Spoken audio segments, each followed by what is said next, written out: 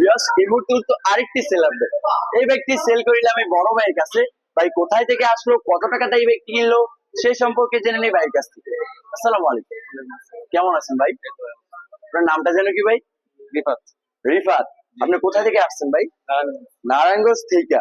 এই ব্যক্তিটা কত টাকাতে কিনলেন ভাই? 48। 48,000 টাকা দিয়া নাম্বার করা বাইক, ঢাকা মেট্রো ল। পেপারস গুলো, এই গাড়ির পেপারস গুলো বুঝা পাইছেন? জি জি বাইক থেকে কিনার আগে চালাই দেখছিলেন ভাই? জি, আমি চালাই না, মানে আমার ছোট ভাই আছে, ছোট ভাই চালাই দেখছি। ও আচ্ছা, কিরকম? মানে বললো তো মোটামুটি ঠিক আছে, ঠিক আছে। কিছু কাস্টমার আছে, কাস্টম করো। ভাই বুঝতেই পারতেছেন, মাত্র 48,000 টাকাতে এই ব্যক্তি বড় বাইক কিনলো। ভাইয়ের জন্য দোয়া করবেন, যতদিন এই ব্যক্তি চালায় যেন খুবই ভালো সার্ভিসিং দেয়। আর আমাদের জন্য দোয়া করবেন, আমরা যেন আরো কম প্রাইসে বাইক গুলো বিক্রি করতে পারি। আর আমাদের লোকেশন হচ্ছে নরসিংদী জেলার মাধবদী।